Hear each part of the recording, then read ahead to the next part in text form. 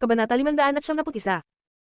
Naiintindihan ko, talaga, ang beings mo ay wala ngang kinalaman sa history, hindi ka rin pumirma ng kontrata sa boss, kaya natural lang na gawin mo ito ayon sa gusto mo ngayon, natatawang sabi ni Calvin at kahit papaano ay nakakita ng dahilan para kay Rupert mismo. Pagkatapos magsalita ni Calvin, pinutol ni Rupert ang tawag. Habang nakatingin si Luna ng nakatunganga, gulo ang nadarama sa kanyang puso, pero hindi siya makapagsalita. Naalala niya na dati sinabi ni Rupert na siya ay isang designer, pero hindi niya ito pinaniwalaan. Anong nangyayari dito? Ang marahas na baliw na ito ay hindi lang basta designer, mas talentado pa pala kaysa kay Harry. Hindi siya makapaniwala kahit mabigyan pa siya ng isa pang pagkakataon. Ang sitwasyong ito ay sobrang di makatwiran. Habang tinitingnan niya ang nagulat at seryosong ekspresyon ni Luna, sa wakas ay nasiyahan si Rupert. Malaki ang epekto ng Black Religion sa spirit, kaya ang beings ay itinuturing kong munting patunay ng taos-pusong intensyon ko. Maaaring ito ay regalo o kompensasyon para sa'yo. Pakitanggap na lamang. Anong tono iyon na para bang simpleng munting palamuti lang ang ibinibigay niya? Tumingin si Luna sa napakaluhong bestide mula sa gilid ng kanyang mata. Iyon, hindi yata ito masyadong angkop.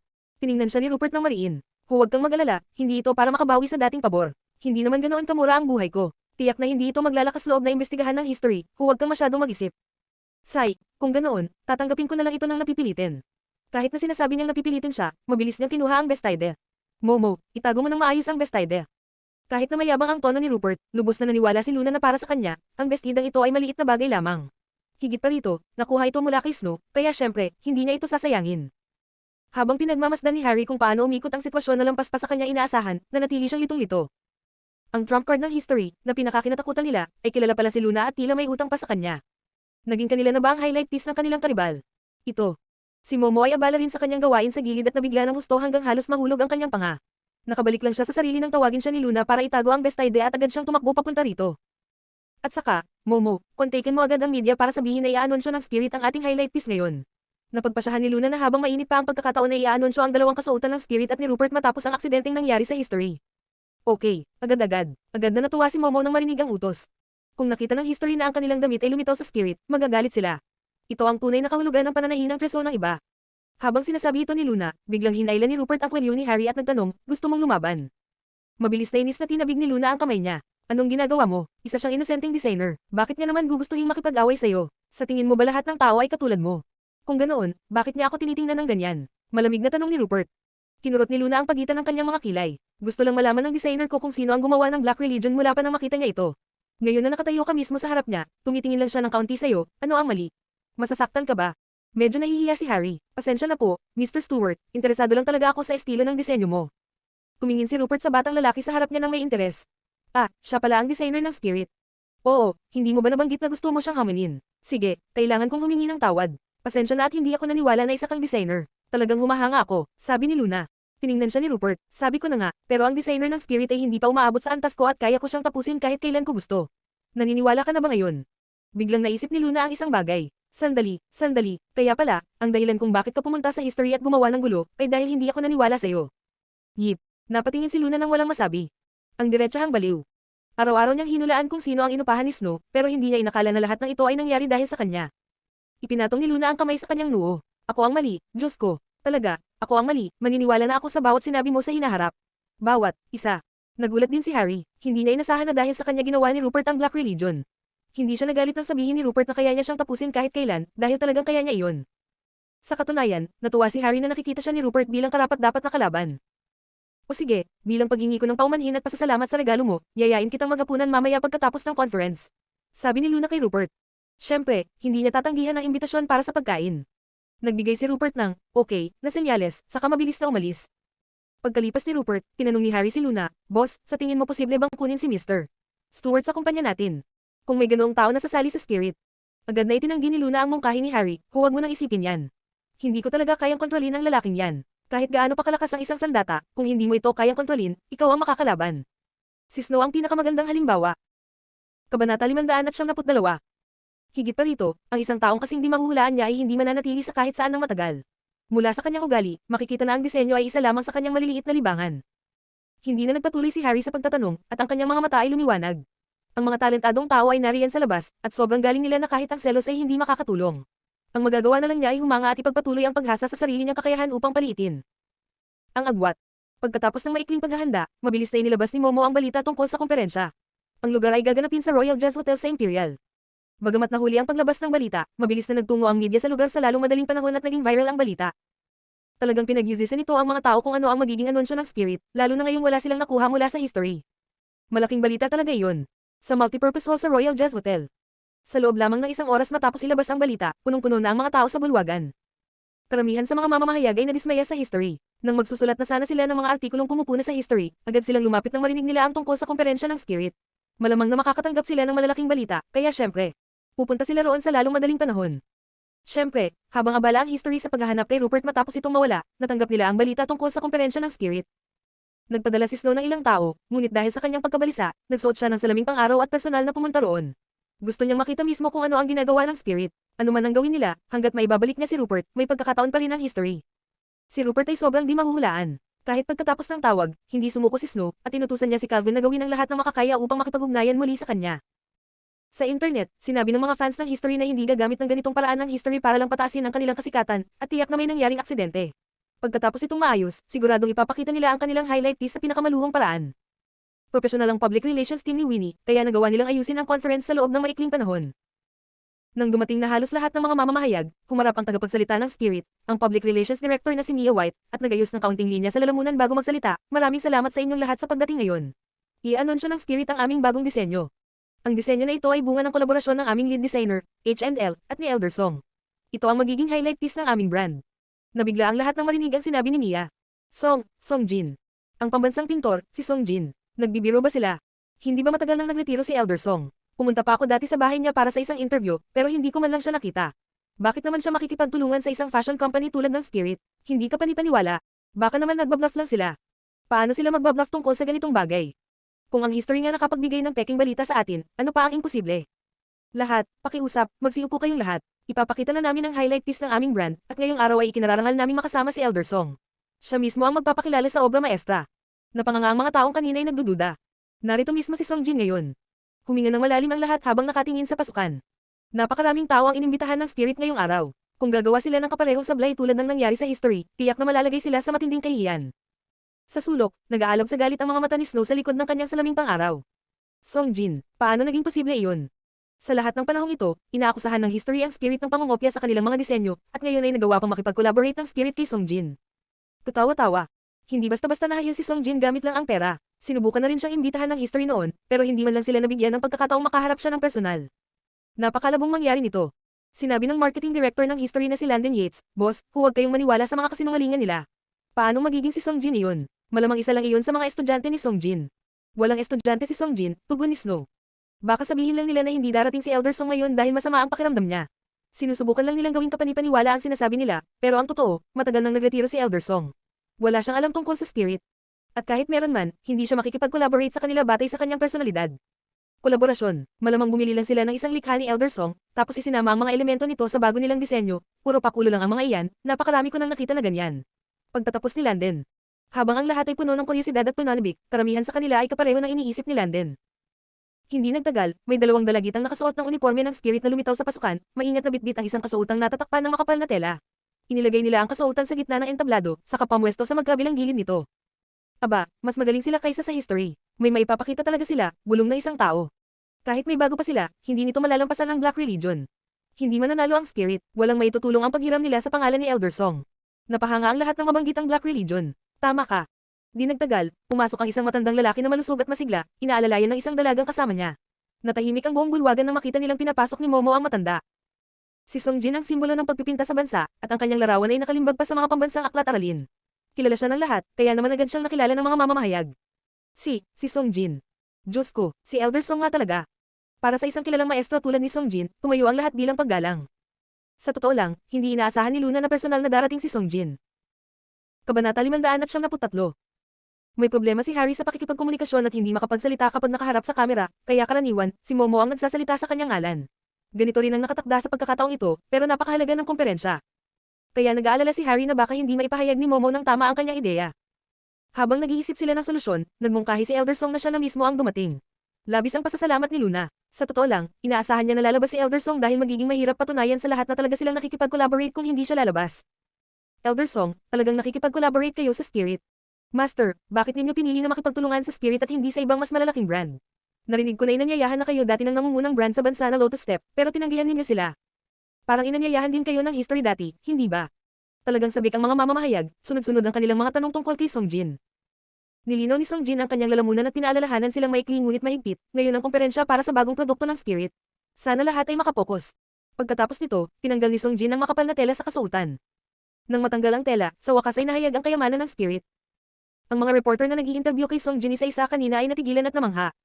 Nako, Diyos ko, ang ganda-ganda talaga. Ito ba ang pinakatampok na piraso ng Spirit? Akala ko ang Black Religion ng history ay nasa tugatog na ng kahangahangang karanasan, ngunit ngayon, nakita na natin ang tugatog ng isang ganap na kakaibang estilo. Nakakamangha ito. Ang personal na estilo ni H&L at ang mga elemento ng pagpipinta ni Elder Song ay perpektong pinagsama. Ang buong kasuotan na ito ay halos nagpaparamdam sa isang tao na parang nahulog sila sa Wonderland. Elder Song, may pangalan ba ang damit na ito?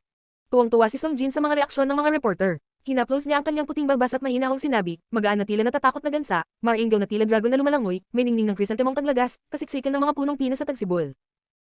Parang malalambot na ulap na tumatakip sa buwan, lumulutang na tila nyebeng ibinabalik ng hangin, sa malayo ay kasing liwanag ng pagsikat ng araw, sa pagtagal ay kasing kinang ng lotus na sumisibol mula sa malinaw na tubig. Nang bigkasan niya ito, isa sa mga reporter ang madamdaming nagtanong, maaari bang tawaging Luoshen ang damit na ito? Matalinong tumago si Songjin. Tama iyan. Bulalas ng lahat sa paghanga. Luoshen, tunay ngang totoo ang pangalan ng Luoshen. Angkop na angkop. Nakakamangha ang espiritu. Tama, mayroon silang mga hindi inaasahang sorpresa sa bawat pagkakataon. Nakakalungkot. Nakalulungkot, ano? Siyempre, nalulungkot ako. Nakilala pa nga natin si Master Songjin ngayon, pero hindi pa natin nakikilala ang maalamat na taga-disenyo ng Spirit, si H&L. Ay oo nga pala, masyado silang may sekreto. Ano sa tingin mo ang ibig sabihin ng H&L codename na ito? Siguro ito ang pagpapaikli ng pangalan niya. Sa sulok, galit na galit si Snow na halos magbago ang mukha niya. Wala kang silbi, Landon. Anong problema mo? Paano hindi mo malalaman ang malaking balitang ito na nakuha ng Spirit si Songjin? Pinagpawisan din ng malamig si Landon. Nako, paano niya naisip na hindi maimbitahan ng Spirit si Songjin? Isa pa, marketing department lang ang pinamamahalaan niya, kaya wala sa ilalim niya ang lahat ng design ng staff na ito. Nasaan si Calvin? Mukhang hinahanap pa rin niya siya, mahinang gulong ni Landon. Nagngingit-ngit sa galit si Snow habang nagngangalit ang ngipin niya. Ano ba yung Luoshen? Iyon lang, basta mahanap natin si Rupert at mailabas ang beings, siguradong matatalo ang Spirit. Oo, syempre, ulit ni Landon. Pero, nanginginig ang bibig niya, ang problema ay kailangan muna nilang hanapin ang tao. Tuso ang ugali ng taga-disenyo iyon at hindi sigurado kung nasaan siya. Tinawagan pa nila siya at hindi siya pumayag na gamitin nila ang beings, kaya saan pa nila siya hahanapin ngayon? Wala itong silbi kahit matagpuan pa nila siya. Sa totoo lang, noong kinuha ni Snow ang taong iyon noong una, nakaramdam siya ng kawalan ng katiyakan at naisip na tiyak na hindi nito makokontrol ang ganoong tao. Napakaraming kawalan ng katiyakan, at ngayon, nangyari na nga ang bagay na pinakainaalala niya. Boss, may isang lalaking sumugod, hinihinga sa likuran ni Snow. Si Calvin pala iyon. Nahanap mo na ba siya? Agad na tanong ni Snow. Mukhang malungkot si Calvin habang umiiling. Hindi, mukhang na-blacklist na niya ang numero ko. Pumunta na ako sa lugar na maaaring kainan niya, pero hindi ko siya nakita. Walang silbi, ang tagal na, hindi mo ba alam kung saan siya nakatira? Galit na muna ni Snow. Mas lalong nagmukhang malungkot si Calvin ngayon. Sinubukan ko na siyang sundan dati, pero masyadong alerto ang lalaking iyon. Hindi ko man lang siya masundan. Minsan ay sinundan ko siya, pero pumasok talaga siya sa sementeryo at hindi na ako naglakas loob na sumunod. Ano na ang gagawin natin ngayon? Tingnan mo ang bagong gawa ng Spirit. Inimbitahan pa nga nila si Songjin. Naiinis na bulalas ni Snow. Mukhang hindi rin natuwa si David nang makita niya ang puting gown na may nag-aalab na mahikas sa entablado at si Songjin na nagpapaliwanag. Hindi sila matatalo sa round na ito at mawawala ang reputasyon niya. Babagsak ang kumpanya niya. Nagngingit-ngit si Calvin at muling naging determinado. Boss, huwag kang mag-alala, hahanapin ko na lang siya sa sementeryo. Kung gayon, umalis ka na dali. Binabaan ni Snow ang kanyang boses para sawayin siya. Sa entablado, narinig ang boses ni Mia, sa lahat ng mga kaibigan mula sa media, huwag kayong magmadaling umalis. Para sa press conference na ito, mayroon tayong pangalawang highlight piece. Kabanata 574. Agad na tumigil si Calvin sa kanyang mga yapek. Sina Snow at Landon, na malapit nang umalis, ay sabay na lumingon sa entablado. Ano, may pangalawa pa ba? Namutla ang mukha ni Calvin, saka siyang umisi ng may pang-iinsultong tono. Base sa una, mahuhulaan mo na halos ang estilo ng pangalawang kasuotan. Pareho lang talaga kung isa o dalawa. Bukod pa roon, mas kakaunti ang isang bagay, mas mataas ang halaga nito. Siyempre, dapat iisa lang ang highlight piece, pero dalawa ang ginawa ng Spirit. Ang tanga nila. Pinagmasdan ni Landon ang entablado. Paano nila nagawa na makagawa ng dalawang highlight na parehong kalidad sa ganoong maikling panahon? Kahit na may inspirasyon ng designer, mataas talaga ang gasto sa paggawa ng bawat piraso at hindi kakayanin ng daloy ng kapital ng Spirit, hindi ba? Sa entablado, umalis na si Songjin. Pinalitan ng presenter ng isang miyembro ng crew na nakasuot ng maliit na itim na damit. Maingat na dinala ng dalawang miyembro ng crew ang isa pang kasuotan na natakpan ng tela, saka naglakad ang babae sa itim na damit papunta sa gitna ng entablado. Bago niya ipakita ang piraso, dahan-dahan niyang ipinaliwanag. Una sa lahat, Kailangan naming ipaliwanag sa lahat ng kaibigan sa media na ang disenyo na ito ay hindi gawa ng aming designer na si H&L, kundi ng isa pang designer na espesyal na inimbitahan ng Spirit. Ang kasuotan na dinisenyo niya para sa Spirit ay iisa lamang, at ang estilo nito ay ganap na kabaligtaran ng lotion. Layunin namin na bigyan ang aming mga consumer ng iba't ibang karanasan at matugunan ang iba't ibang pangangailangan ng bawat isa. Huwag ka nang masyadong magsalita, ipakita mo na para makita namin.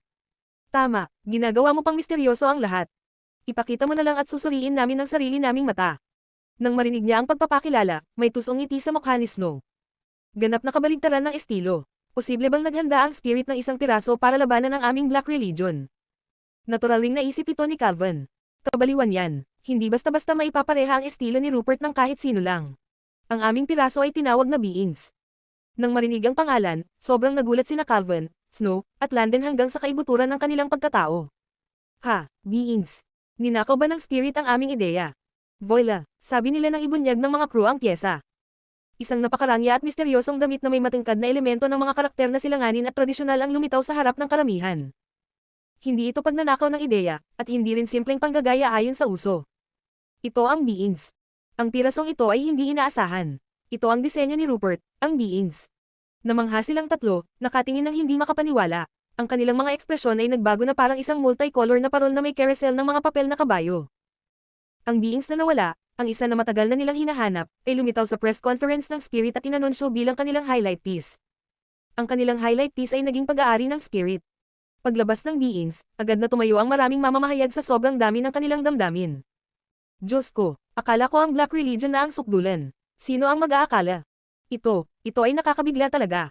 Anong klaseng aura ang makakatalo sa kasuotang ito? Siyempre, sa gitna ng mga papuri, may ilan ding nagduda. Pero hindi ba't hindi ito disenyo mismo ng Spirit, hindi ba sinabi iyon ng announcer kanina? Espesyal nilang inimbitahan ang ibang designer. At kahit espesyal na piraso pa iyon, ano naman? Akala mo ba ang Black Religion ng history ay dinisenyo mismo ni David? Kahit pa naging malabo siya at pinayagang magkamali ang mga tao na akala nila siya ang designer, hindi iyon totoo. Nag-invite rin sila ng isang outsider para tumulong. Kahit na maaaring magbago ang estilo ng isang designer, may mga hangganan at limitasyon pa rin. Paano kayang kontrolin ng iisang tao ang ganitong kalawak na pagbabago ng estilo? Naiintindihan na lang kung Spirit ang nag-hire ng outsider. Bukod pa rito, history ang nauna.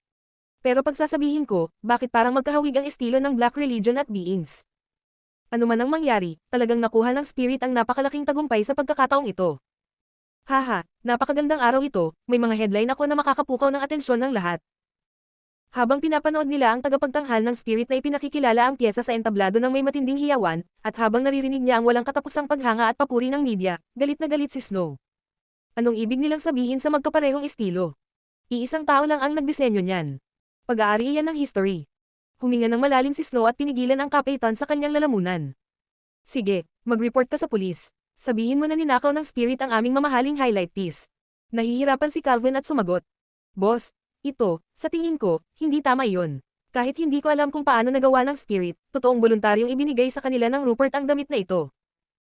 Ano naman, lahat ng brilyante, diamante at jade sa damit na iyon, bawat hibla, pera ko iyon. Halos mawala ng kontrol si Snow at sumigaw ng mababa ang boses. Boss, kalma lang po, hinailan ni Calvin si Snow sa isang sulok.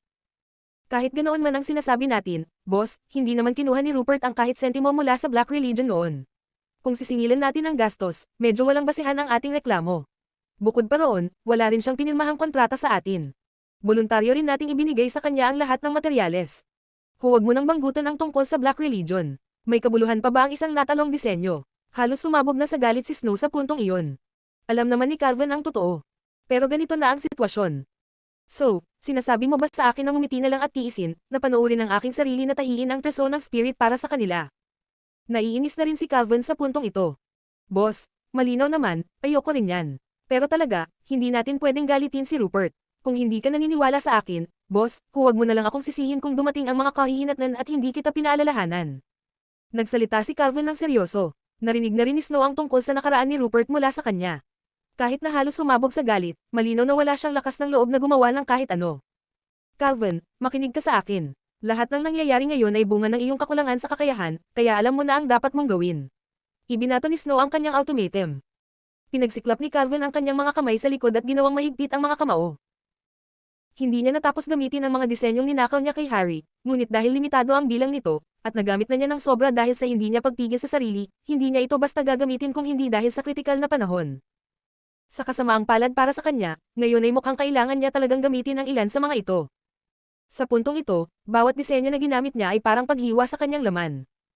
Perpekto ang pagtatapos ng press conference ng Spirit. Dahil una silang nagdeklara ng digmaan kamakailan lang, sa wakas ay nanalo sila ng may kahangahangang tagumpay sa pagkakataong ito. Di nagtagal matapos ang press conference, napuno na ang internet ng mga ulat mula sa kaganapan.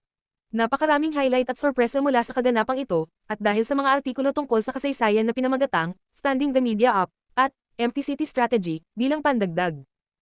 Agad na sumikat ang Spirit at ang opinyon ng publiko ay naging mas nagustuhan ng Spirit. Nang makita niyang maayos na ang lahat, sa wakas ay nakapagpahinga na si Luna mula sa lahat ng mga nakaraang araw ng pagiging tensyonado, pagkatapos ay kinuha niya ang kanyang telepono at tinawagan si Rupert para ilibre ito ng hapunan. Para ipakita ang kanyang sinseridad, inimbitahan niya ito sa kanyang bahay at tinawagan pa sina Harry, Momo, Winnie, at ang iba pa.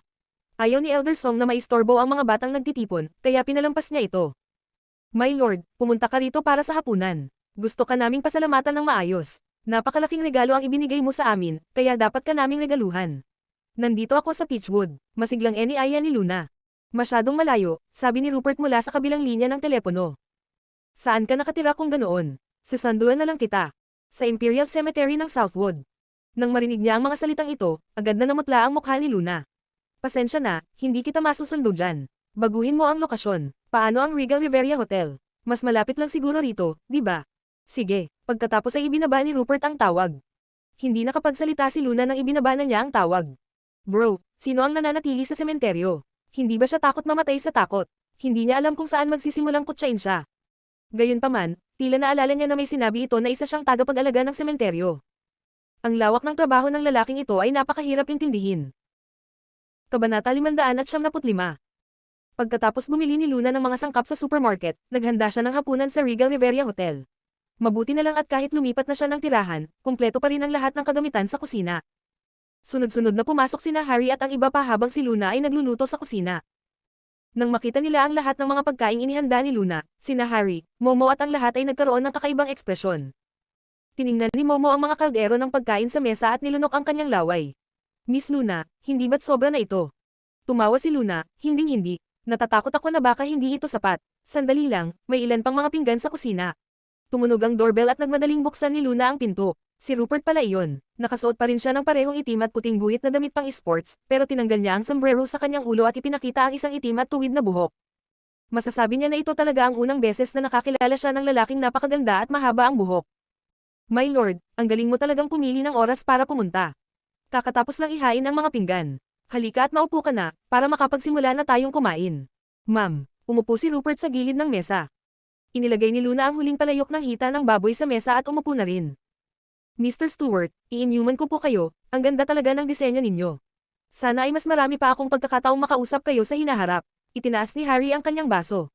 Sumagot si Momo, salamat talaga sa pagkakataong ito, Mr. Stewart. Naging matagumpay ang press conference, at galit na galit ang history. Maraming salamat. Sumunod, nagsalita rin ng ilang salita sina Winnie at Mia. Gayunpaman, si Rupert ay mukhang malungkot. Nang mapansin ito ni Luna, hindi niya alam kung ano ang ikinalungkot nito, kaya mabilis siyang nagtanong, My Lord, anong problema? Inangat ni Rupert ang kanyang ulo para tingnan siya. Hindi mo ba ako niyaya na kumain dito? Tumanggo si Luna. Oo. Pagkatapos ay sinabi ni Rupert, kakain lang ako, hindi ako nandito para makipag-usap. Walang imak ang lahat ng nasa mesa. Natigilan si Luna. Ang taong ito ay paulit-ulit na lang siyang napapatahimik. Sige, huwag na tayong magkwentuhan. Mula ngayon, walang magsasalita. Mag-focus na lang tayo sa pagkain. My Lord, kumain na kayo. Kain na. Doon pa lamang dahan-daang kinuha ni Rupert ang kanyang mga kubyertos. Kahit kalmado siya, mukhang hindi iyon naging hadlang sa bilis ng kanyang pagkain. Hindi nagtagal, naubos ang lahat ng kaldero ng pagkain. Si Momo, na kanina pa nabighani kay Rupert, ay napatitig sa kanya hanggang halos malaglag ang kanyang mga mata. Napakalakas niyang kumain. My Lord, kumain ka lang ng kumain ngayon. Marami pang pagkain sa kusina. Nakangiting sabi ni Luna habang naglakad papunta sa kusina upang kunin ang mga natitirang putahe.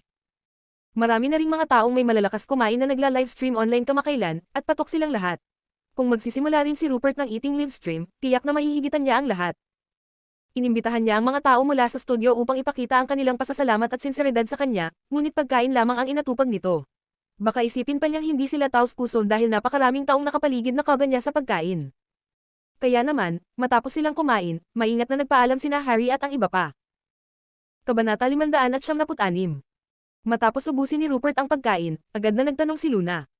My lord, nasiyahan ka ba sa pagkain? Hindi masama, mas masarap pa kaysa KFC. Natigilan si Luna, umabot na pala sa puntong ikinukumpara ang kanyang husay sa pagluluto sa KFC. Pagkatapos niyang kumain, tumayo si Rupert at naghanda ng umalis, ngunit makalipas ang ilang hakbang, tila may nakita siya at bigla siyang napatigil. Ano iyon? Sinundan ni Luna ang direksyong tinitingnan ni Rupert. Tila nakatuon ang kanyang pansin sa aparador ni Luna. Sa mas tiyak na tingin, isa iyon sa mga gown sa loob. Pinanood ni Luna si Rupert na nakatitig sa gown, saka siya nagtanong. Anong meron? Interesado ka ba sa gown na yan? Talagang nagkakasundo ang magagaling na isip. Iyan ang personal kong paborito. Isang napaka-cool na piece na gawa ng isang fashion design genius na si Gabriel Elvis.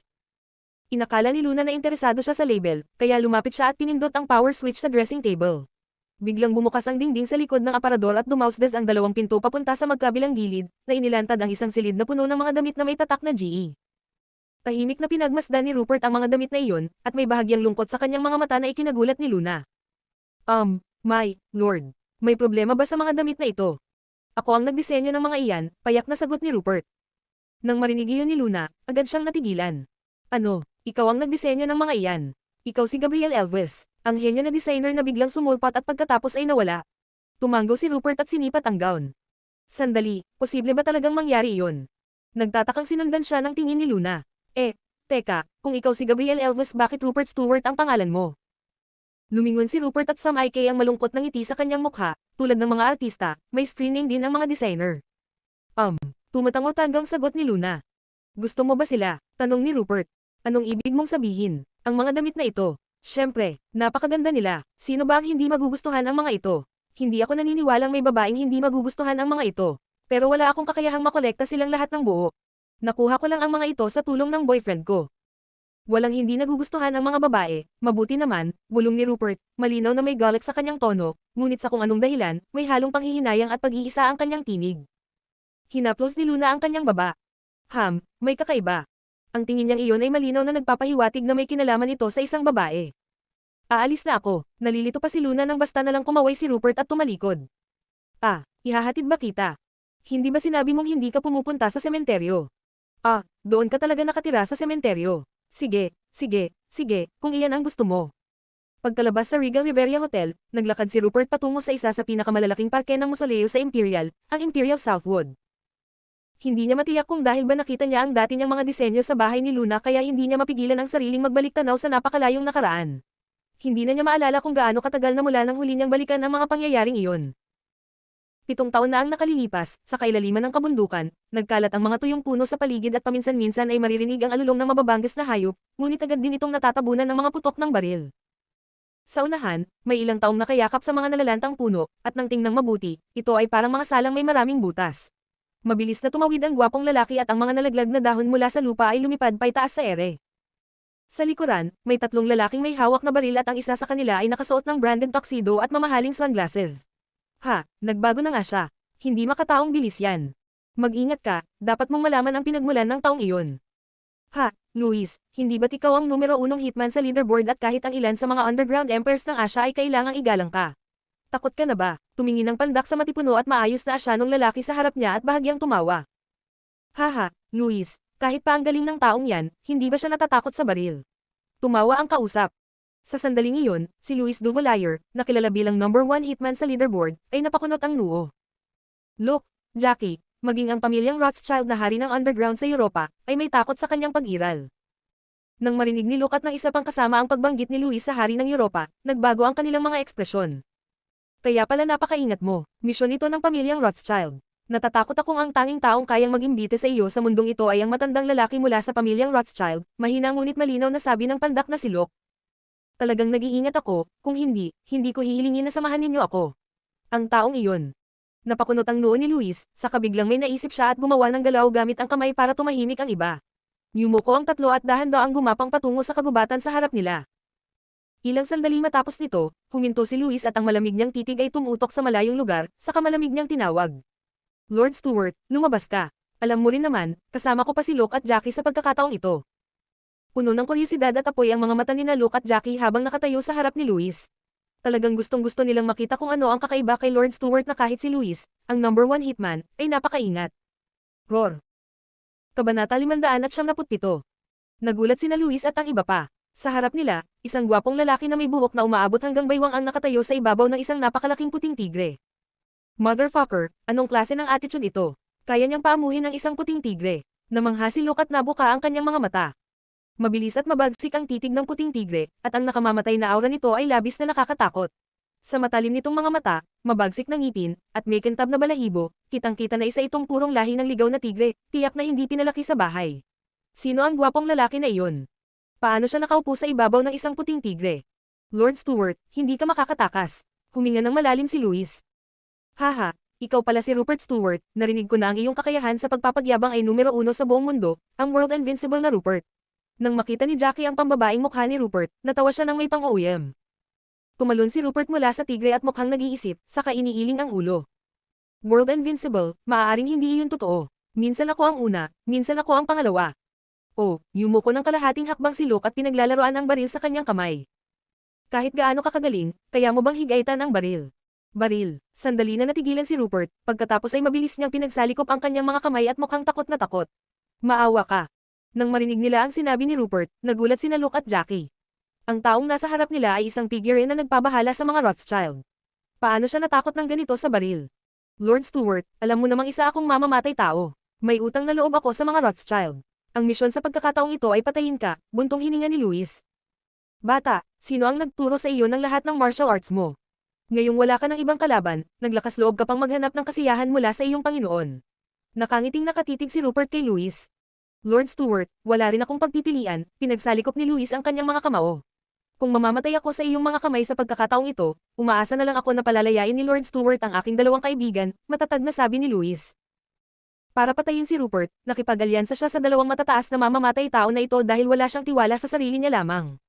Luis, estudyante ka ba niya? Gulat na tiningnan siya ni Luke.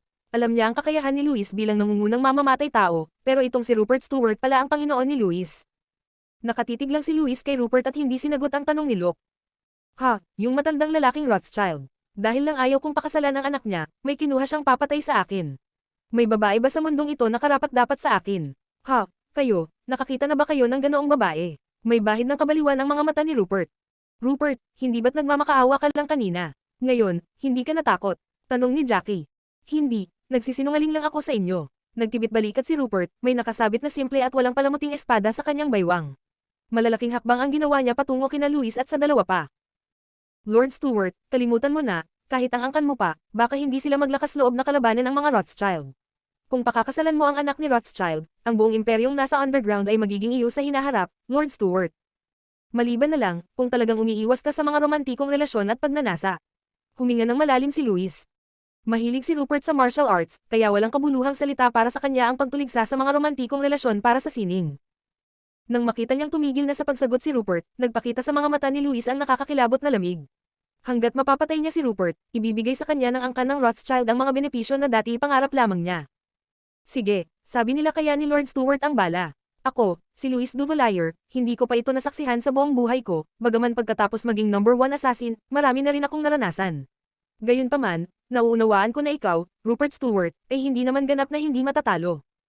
Nang maunawaan ng dalawa ang katapusan ng sinabi ni Luis, itinutok niya ang baril kay Rupert at, bang! Isang putok ang tumunog. Whoosh! Kasabay nito, nawala si Rupert sa kanyang kinaroroonan. Isang kumpol ng mga nalaglag na dahon ang lumutang sa ere. Ano? Natigilan sina Luke at Jackie sa kanilang kinatatayuan. Labis silang namangha nang makatakas si Rupert sa bala ni Luis.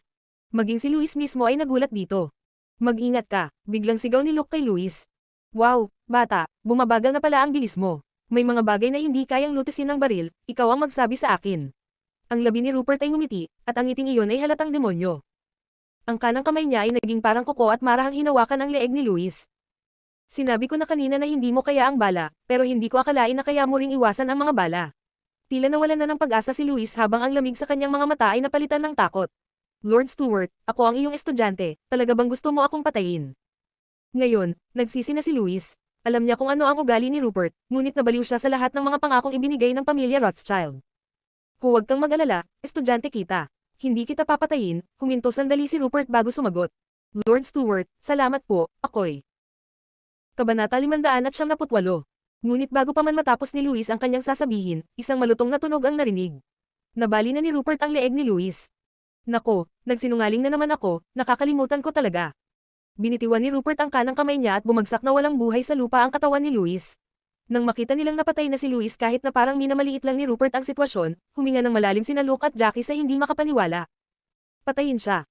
Mabilis namang bumalik sa kanilang karaniwang kalmado ang kanilang mga ekspresyon. Agad silang kumalat at nagbabaril kay Rupert.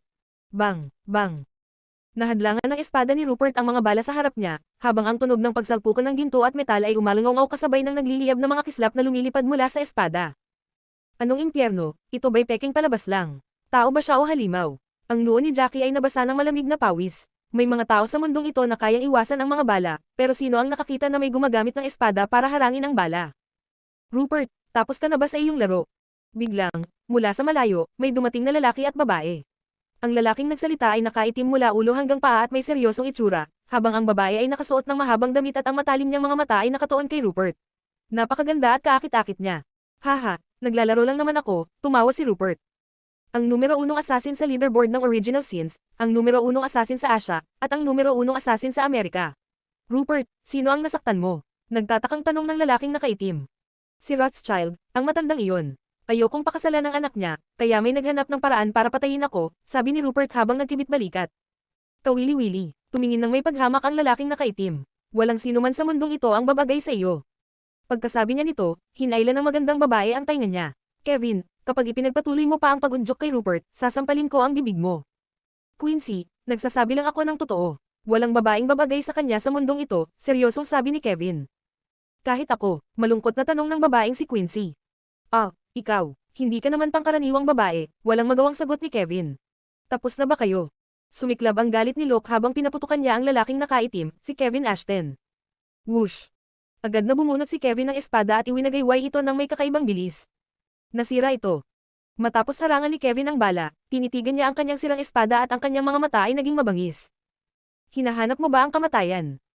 Agad na lumapit si Kevin ng ilang hakbang papunta kay Luke, at bago pa siya makapag-react, hiniwa ng kanyang sirang espada ang leeg ni Luke. Mga halimaw, dalawang halimaw. Nanindig ang balahibo ni Jackie. Siya ang number 1 assassin sa Amerika at hindi pa kailanman natatalo. Nanginginig ang buong Amerika sa tuwing maririnig ang kanyang pangalan, ngunit ngayong araw, dalawang halimaw ang nakaharap niya. Sa tingin mo makakatakas ka? Kabanata 579. Habang pinapanood nilang tumatakas si Jackie papasok sa kagubatan, inihagis ni Kevin ang sirang espada. Humiwa ito sa hangin bago tuluyang tumarak diretso sa ulo ni Jackie.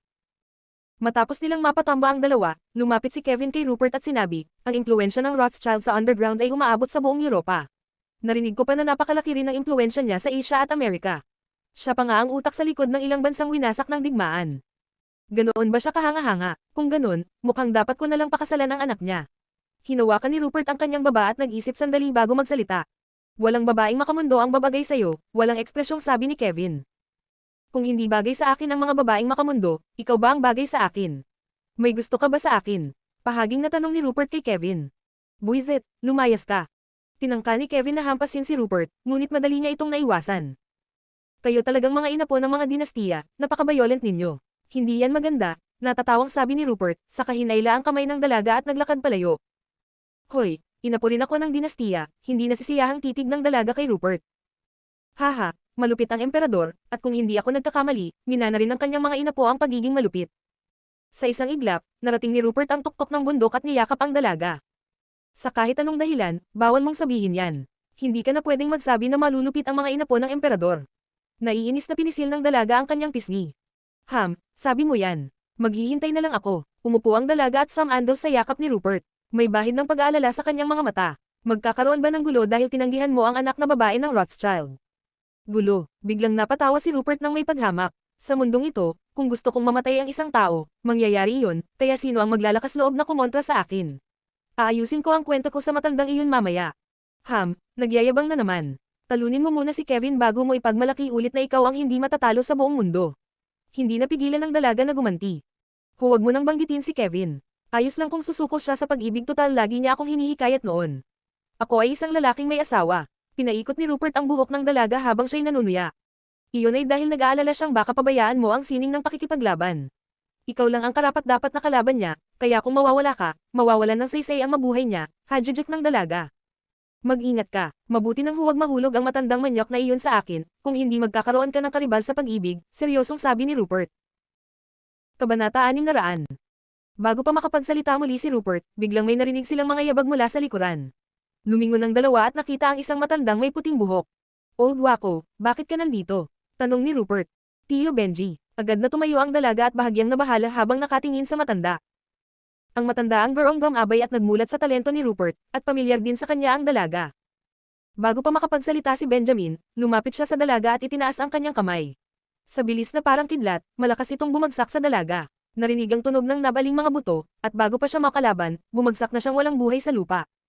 Nabigla sila sa biglaang pag-atake ng matanda. Mula simula hanggang katapusan, hindi nagkaroon ng pagkakataon si Rupert na makapag-react.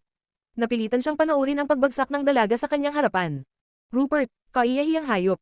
Ayaw mo sa anak na babae ng hari ng Europa, pero nabighani ka sa babaeng ito hanggang sa tuluyan mong nawala ang iyong katinoan. Ni hindi man lang sinulyapan ng matanda ang dalaga. Dumiretso lamang ito ng tingin kay Rupert. Quincy, nakatitig si Rupert sa nakahandusay na katawan ng dalaga. Nakatutok ang kanyang tingin sa unahan habang marahas na nanginginig ang kanyang katawan. Rupert, tandaan mo ito, kailangan mong pakasalan ang anak na babae ng Rothschild. Sabi ni Benjamin. Quincy, lumapit si Rupert sa dalaga, lumuhod, at nanginginig ang mga balikat habang mahigpit niya itong niyakap. Rupert, ako'y nilalamig. Dumadaloy ang dugo mula sa mga mata, ilong, at bibig ng dalaga. Huwag mong sisihin, si Tio Benji, ginagawa lang niya, ang sa tingin niya'y pinakamabuti, para sa'yo, ninais ng dalaga na yakapin ng mahigpit si Rupert, ngunit ang kanyang braso ay nahulog na lamang, nawalan ng buhay. Quincy, pagagalingan kita, huwag kang matakot, mabilis siyang binuhat ni Rupert at naglakad pababa ng burol. Ay ikaw, nagsisinungaling ka na naman, malaking sinungaling, marunong ka lang pumatay, hindi ka marunong magpagaling, o magligtas ng tao. Idinikit ni Rupert ang kanyang mukha sa kanya. Mag-aaral ako, handa akong matuto ng kahit ano, huwag kang mamatay, huwag kang mamatay. Ay ikaw, minsan mong sinabi na, dadalhin mo ako, sa tuktok ng bells, para makita ang niebe, pero ako'y, baka hindi na, makasama ka pa, maaari mo bang, humanap, ng isang ligtas na bansa, humanap, ng babaeng mas magmamahal sa'yo, kaysa sa akin. Upang tulungan akong, samahan ka, sa natitirang bahagi ng buhay mo. Gusto ko talagang, pakasalan ka, at makasama ka, talagang gusto ko.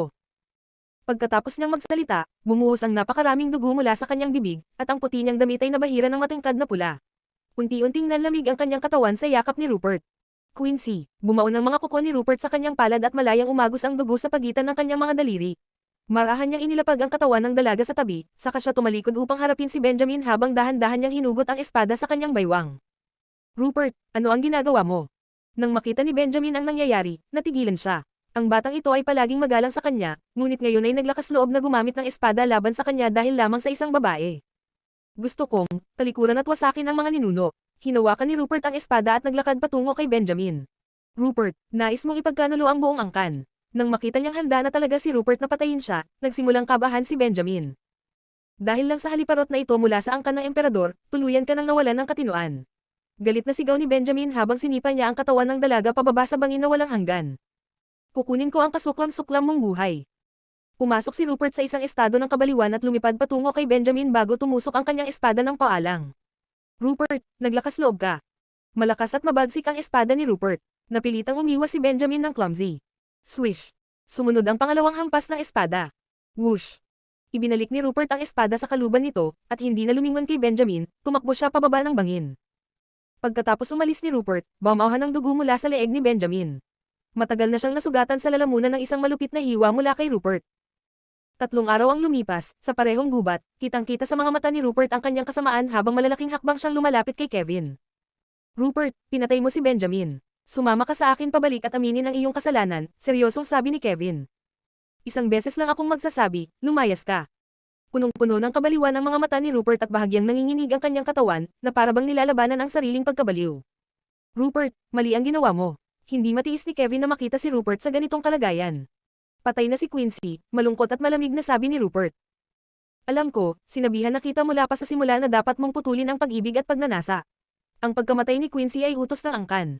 Mukhang may kinalaman ito sa Rothschild, pero ang pagpatay mo kay Benjamin ay pagtataksil sa angkan. Unti-unting nawala ang pagkabahala sa mukha ni Kevin at bumalik siya sa kanyang kalmadong anyo. Angkan. Mga karaniwang tao lang sila, at nang ahas pa silang hawakan ang babae ko. Mapanlin lang natawa ni Rupert. Kung gusto kong hamanin ang angkan, tayo lang dalawa ngayon. Isa lang ang mabubuhay. Tumayo si Rupert. Baliw ka, hindi mo ako kayang talunin. Ngayon, hindi kita papatayin. Mula ngayon, ako, si Kevin Ashton, at ikaw, Rupert Stewart, ay putol na ang ating ugnayan. Sa mga susunod nating pagkikita, hindi ko naaalalahanan ang pagkakaibigan nating dalawa, tanging karibal lang.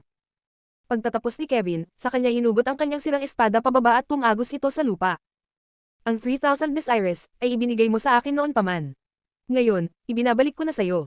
Hinugot ni Rupert ang kanyang espada at itinapon ito kay Kevin. Sinalo ni Kevin ang espada, at para bang may sasabihin siya, pero sa huli ay wala siyang sinabi at umalis. Quincy, nasaan ka? Hindi kita makita, hindi kita makita. Ngunit nang umalis na si Kevin, tuluyan nang nabaliw si Rupert at hinanap ang katawan ng dalaga, ngunit hindi niya, kailanman, natagpuan.